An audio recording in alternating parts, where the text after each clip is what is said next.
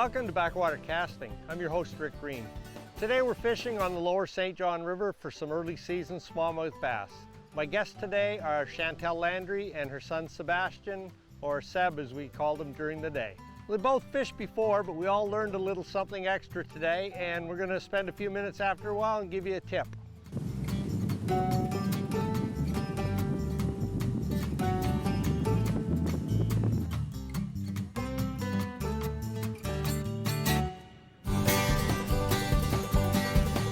Try and throw just past it so it falls into it. Is he there? Did you get him? He was there.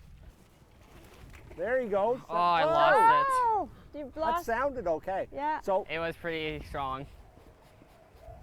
Yay, oh, good one too. Rick! Good one. You got a good one. Yes, sir. Oh, look at you.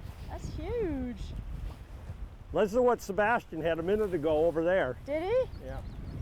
Not the same fish, probably. Oh, that's a big one though, Rick. No, this is a good fish right here. This guy would go to weigh-in most of our tournaments. Oh, wow. That's a good fish right there. That's what I was saying about the rod getting bent right over when you get one. Yeah. Oh, he's really pulling hard. Yeah. That's the nice thing about smallmouth bass, boys. They all think they weigh 20 pounds. I mean, that is that's a nice fish, but he thinks he's way bigger. He like my little dog. He thinks he's way bigger. Nice St. John River smallmouth. Oh, that's nice. They're nice though. It's nice. Tournament fish, that would have gone home. That would have gone to weigh in. So that fish was in fairly tight to that point, so just toss in that way because sometimes there's a bunch. Yeah, there was no noticeable hit on it. It's just that when I picked the slack up, it's blown pretty good, and I picked the slack up, the line was tight, and I just set the hook, and he was there. As I've said before, I mean, that little tube jig weighs 1/8 of an ounce. If it doesn't feel like 1/8 of an ounce, I set the hook, because something happened. So Rick, does it help when it's windy like this for the fish? Does it bring them to shore or something? Actually, it does help the bite sometimes because the chop breaks the surface clarity up a little bit and they feel a little more comfortable, I think, to come into shallower water. So yeah, it does help the bite. Should I be casting that way or this way? So what's better, where the fish go? Well, if you cast out past me, you're basically going to be on the sand, but you can see there, you can almost see that there's a rock pile there. You can see the light color and then that dark line. Yeah, that's a difference. Yeah, that edge is where those fish are going to cruise along right there. So we want to be fishing in towards that dark line. You got a good one, yeah. Oh, look at you, So honey. you want to leave about 5 feet of line off of the end when we bring it in. That's nice. So you're getting the hang of the gear now because that's your third bite and that guy you got. That's a good fish right there too. Okay, swing the rod, lift the rod. Oh boy, easier said than done. Come here. There. Oh, look at that beauty. No teeth, see? Just a little, just feel that right there. Rub your, so just sandpaper. So just get a grip like me with your thumb on the lower jaw, and we'll get a picture. Awesome, Seb. Good job. Wow. Nice fish too. A lot of tournaments we'd like to see that guy too. Yeah, good job. Wow, look at you. It was kind of cool. It was the first time I actually held a fish in my life. So it kind of changed my perspective of how to hold it and that I can actually catch a fish. Do fish tend to like travel in packs or do you usually fly solo? Different times of year they'll school up. Like I said, where we started this morning, we've caught quite a few fish there in one shot before. And typically, if you're catching 2s, 2.5s, it's a year class that stayed together as they go. Okay, yeah. And the bigger they get, obviously, because of attrition, there's less of them as you go. Yeah.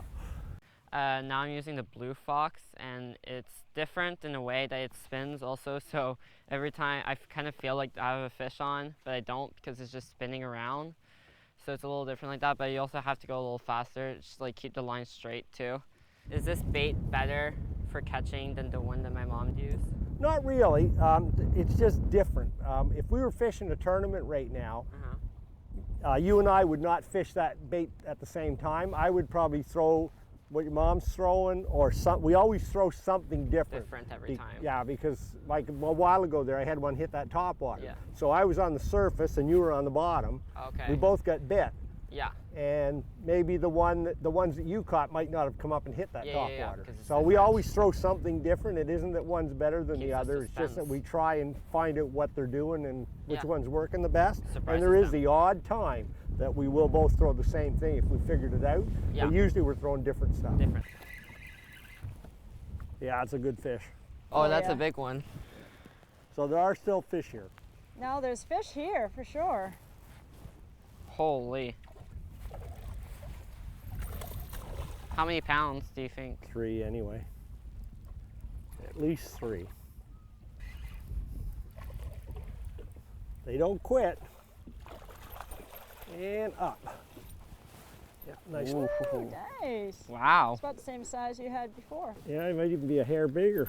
Maybe, yeah. Wow, that's a big one. That's a nice Picture fish. for Judy. That was a good one. Awesome job, Rick.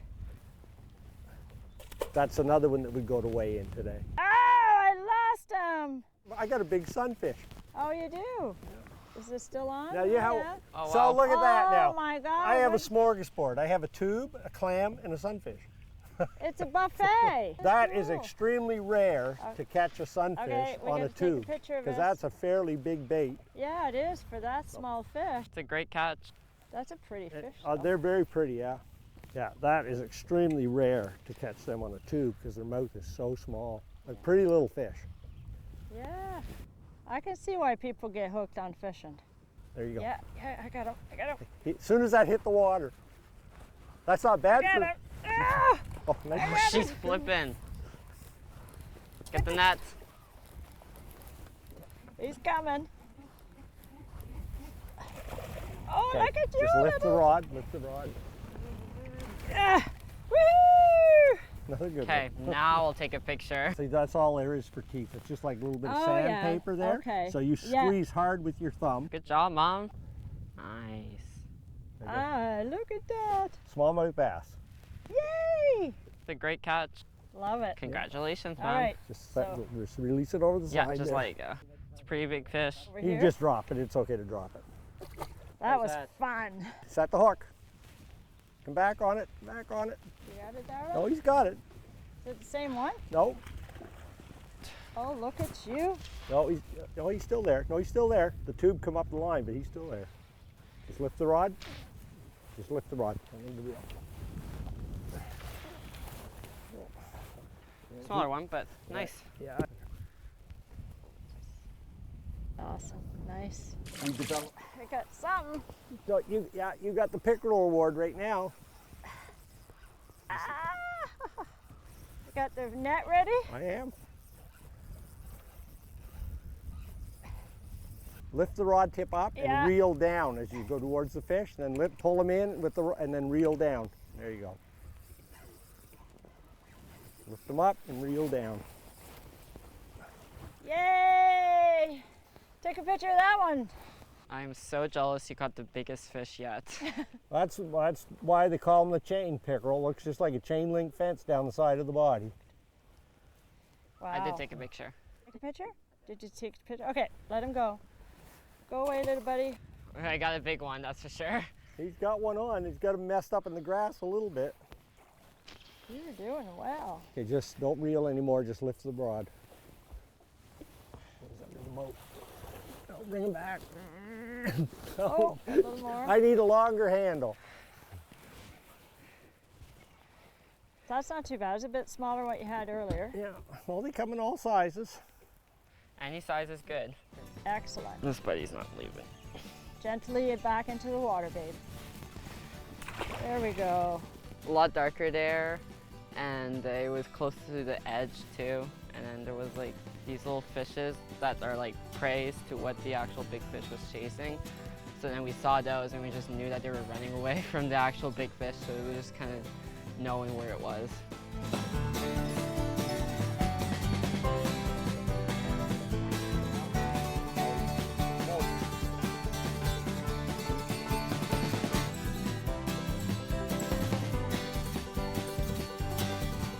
Welcome back to Backwater Casting. Well, in this segment of the show, we're continuing to catch some great smallmouth bass on a very windy day here on the river. We're going to take a few minutes and chat with Chantal about her work as an attorney for the province of New Brunswick.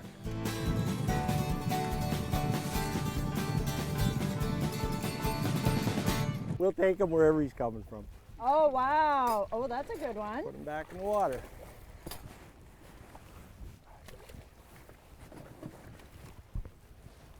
That's a good one, Yeah, Rick. that's a nice solid fish. How much does he weigh about? 2.5, 2 3/4 maybe. Good job, Rick. So I'm the director of the Family Law Services Program. So I oversee all of the family legal services that are offered by Legal Aid throughout the province. So how many lawyers are in the New Brunswick Legal Aid Program? We have about 30 that work in the different fields of services we offer, so criminal defense, family services, and then public trustee as well. Yeah, so that's basically what I do. I used to be a family solicitor with Legal Aid, and now I'm kind of behind the scenes in assisting with the program itself. But I also hold a second position with Legal Aid, which is public trustee. And public trustee services is, we actually become, for elderly people or people who suffer from dementia and no longer have legal capacity to make personal and financial care decisions for themselves. So they need to have a committee appointed for them. And those clients are usually those who family just isn't around or isn't able to do that for them. So our office, in fact, becomes their committee. So we have a team of people who then become the substitute decision maker for the clients and make sure that they're well cared for and that their needs are being addressed and their financial affairs are in order and whatnot.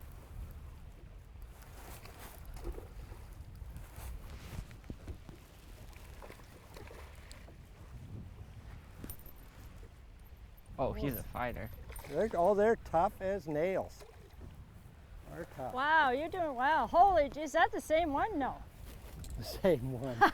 Mom just thinks that every fish that looks alike is the same one. Well, they all look alike, that's why they're bass. So with the aging demographic in the province, is public trustee work important in the legal aid department? So public trustee has only been around in New Brunswick since about 2008. So it's a fairly new program, but we have noticed an increase in demand for our services, specifically in the last couple of years, but I think that pairs with the aging population. And we also find that a lot of our clients, their children have moved away for work or whatever and have created families elsewhere, so they're not around to help take care of them. So yeah, the demand has definitely gone up. And I suspect will be consistently going up. Tighten it up. Does he have me? Well, he did. Is that you, Sam? Yep. Awesome. Is that such a surprise? Oh, look at you, buddy. No, it's not a surprise. You're doing I'm just awesome. kidding, Mom. We're caught. Exhilarating. Okay, just. Okay. Oh yeah. Okay. Another big one, Seb. That's a fighter. Oh, wow, he's a fighter, eh? No, I can't. Great job, Seb. You're doing an awesome job today. Okay, and back in she goes. Yeah. Hey, I have a sunfish. That is so Oh my weird God. that they're hitting these big baits. I got a fish. That's a pretty fish. I like that. It's pretty.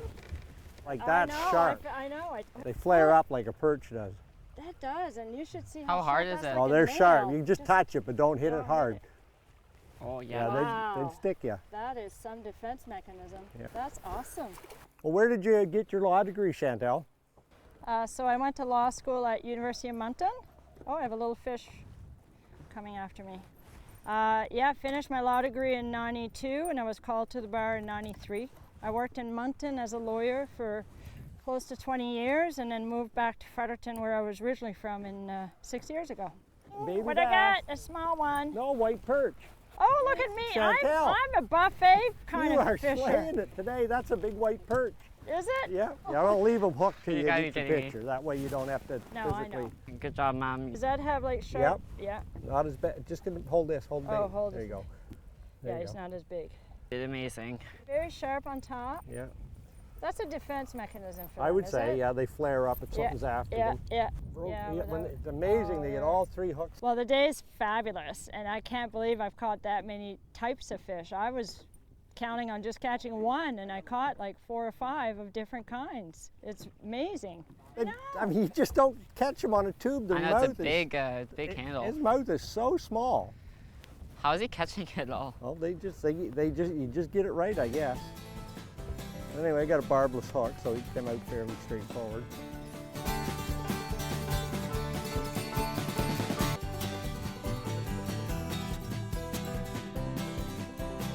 We thought we would take a few minutes and just talk a little bit about making sure your boat's prepped and some safety things that you can do to make your day better on the water. And one of the things I learned a long time ago is not to take my motor mounts for granted. And this is one of them right here, one of the bolts. There's 4 of them.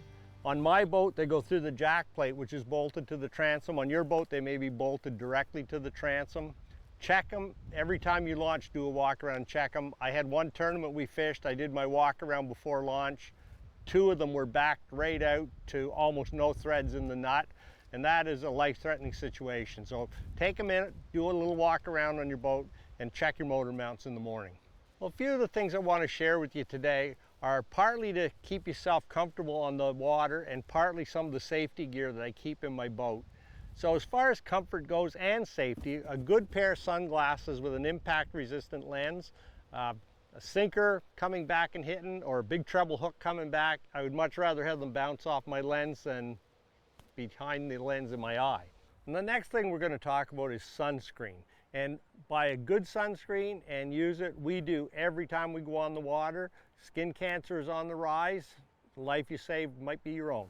Another little comfort item, I carry about 4 packages of these in the boat, and they're a little no-see-em head net. You just open it up, pull it down over your hat, and it keeps those little black flies and midges and mosquitoes off of you. And more importantly, if you have your wife or your kids out, it keeps them off of them, and they're happier to be out in the boat with you when they're not being eaten alive. So cheap insurance to help save your day.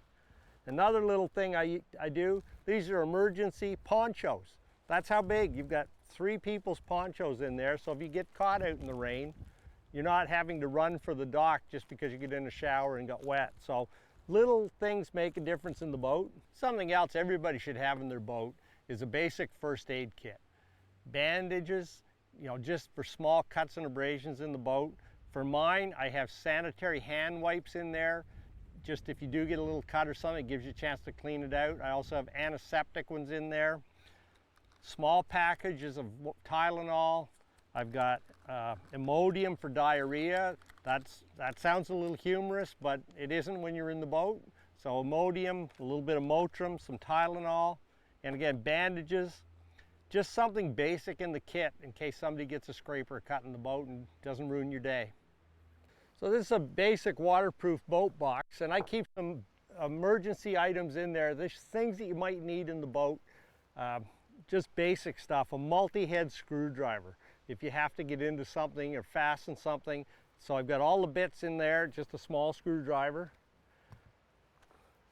I carry, this one has got butt connectors, it's got spare batteries for my emergency flashlight, takes AA batteries, so I have 2 spare batteries in there.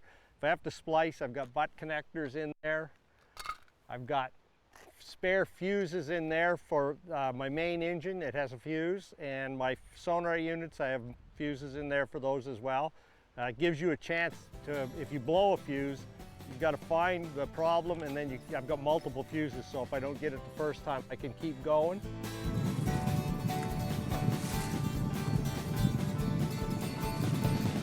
With this condition, this is getting a little bit muddy, not muddy, dirty because of the wind, and I'm probably going to switch over to a striking spinnerbait or a little blue fox, something that's got some flash in the water. That's how much line I had out when you asked about hitting beside the boat. Yeah, that's how much really line I had quick. out when that fish jumped on that bait. Wow. So What's that now? that's a young smallmouth bass, but we'll take him. Smallmouth bass. Yeah, well, that's probably what he came off. He's caught underneath the chin. Now he might have had the bait anyway, but he's caught under the chin.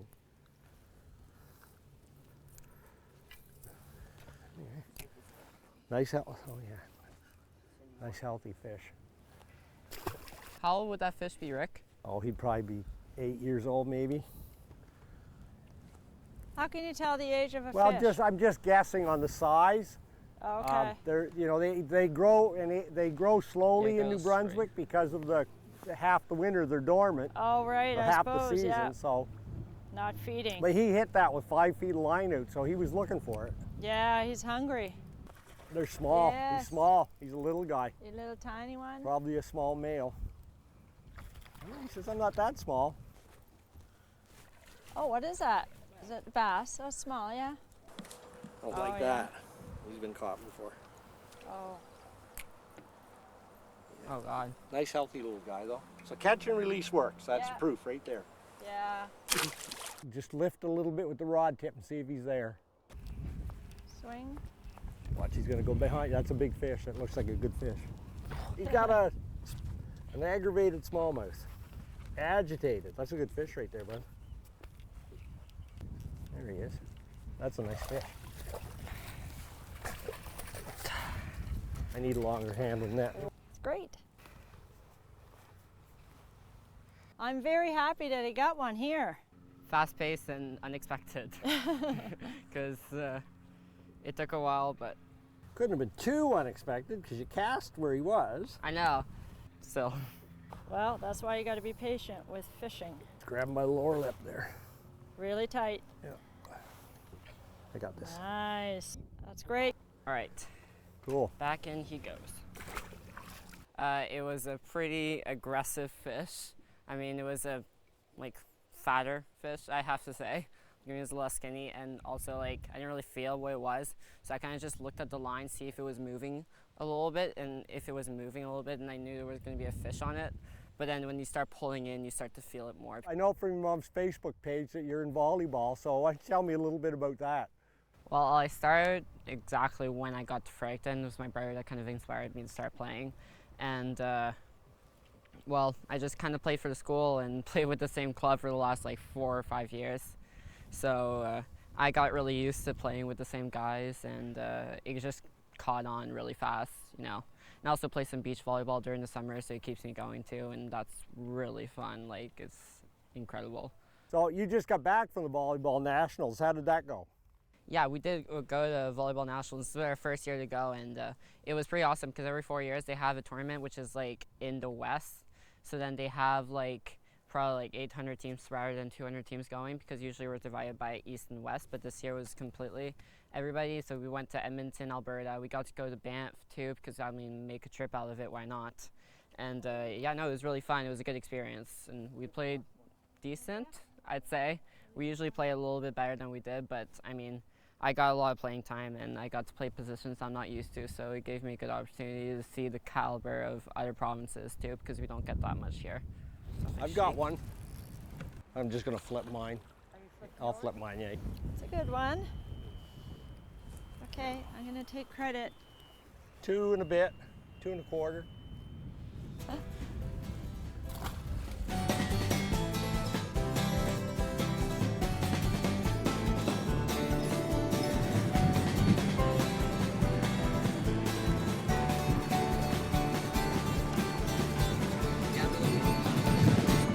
Well, Sebastian, awesome day. It was a pleasure. Chantal, just a pleasure Thank you having so the two of you much. out on the boat today. And we got lucky. It didn't rain on us. It didn't blow too bad.